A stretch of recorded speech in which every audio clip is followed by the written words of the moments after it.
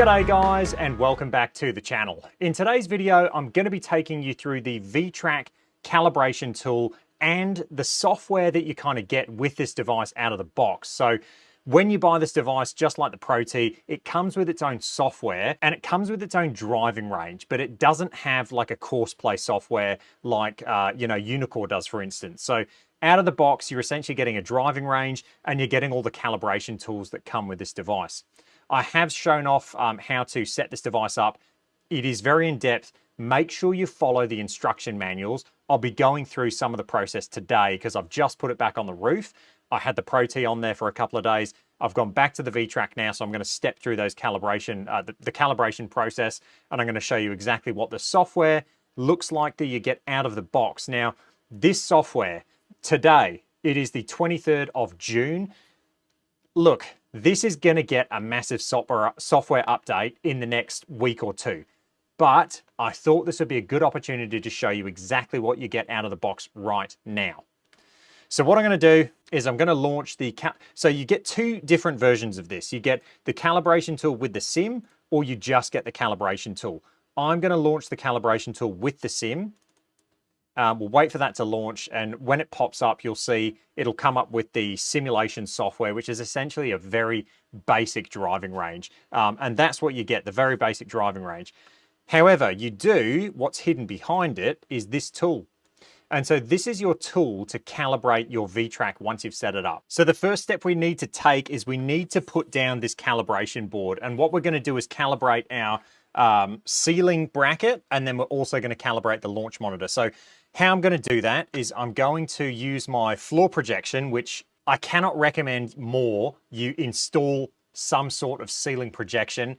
It has been an absolute godsend with alignment. It has been a godsend. So what I've got is my reference lines. So these dark lines are my reference lines. One of them is a putting line. The other one I just have there for whatever. But what I do is I get a laser. So I'm going to get my laser and I'm going to put this directly through my putting reference line.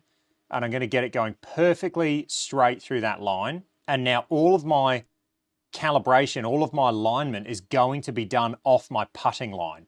The reason I like doing that is because realistically, you want your putting line, or where you putt from, to be perfectly aligned.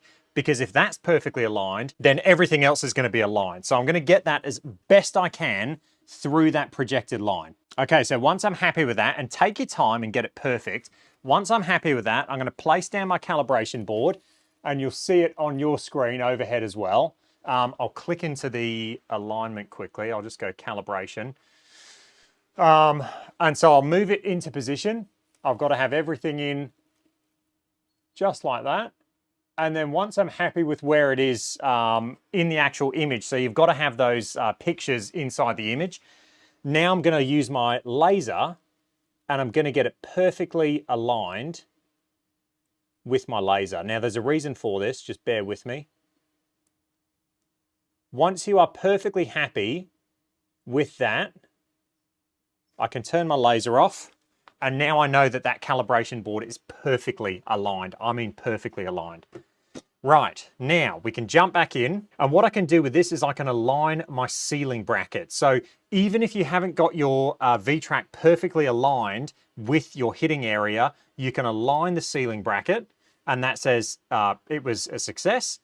And now I can start my calibration. So I'm going to start the calibration and wait for it to complete. And there we go, calibration process success. Now I'm going to go to ball check. So actually, before I do ball check, I'm going to set my area because I'll show you something really cool. So if I do go to ball check, you can see it's using the entire area there for the ball check. I'm not going to do that yet. First, I'm going to set my area, because just like the Pro T, you can adjust the actual hitting area size. So you can adjust this size to how you want it, and we can bring these in, and I'll get it to where it's just over my hitting strip, and I can even adjust it to where it looks like I've got about there.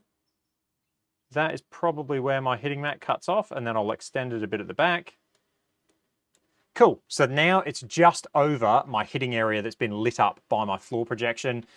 You do get this option as well. So if you have a fixed tee, so if you're someone that uses those rubber tees that stays fixed in your mat, you can actually tell the launch monitor I'm using a fixed tee, and then it'll say, right, make sure you apply where that tee is located in your hitting mat. I really like that. We obviously use the K2 golf tees, so we're going to use non-fixed. Once I'm happy with the size, I'll go apply, and then it says tee area success. And now I'm going to go to ball check. And what you can see now is the ball check has changed to where the grids are just over that area that I've set. So I can move the alignment board now. And what this does is this actually now will check that all of the areas of my hitting area actually work and are valid. So I'm going to get the balls that came in the box, the dotted balls. I'm going to place one of these in each one of those grids. So I've got to go a bit further forward and a bit out to the left. And so now I can see exactly where I have my grid set as well. So you can see one of those in each one of these locations, and it can find all of them. Okay, so now I've got a really good view of where my actual hitting area size is as well. And I'll try and make that big screen so you guys can see.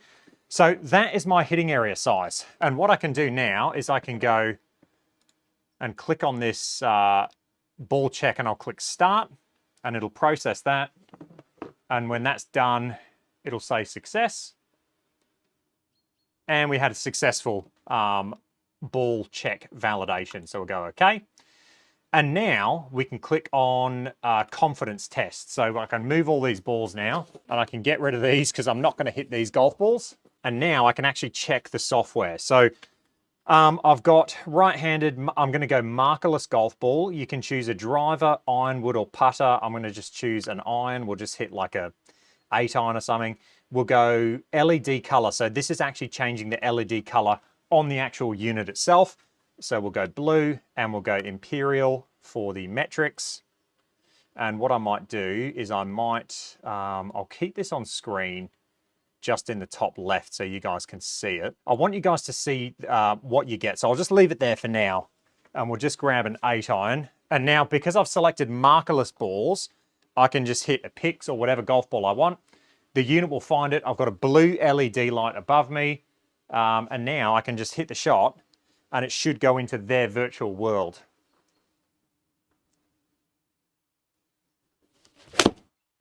Okay, had our shot go off into the world.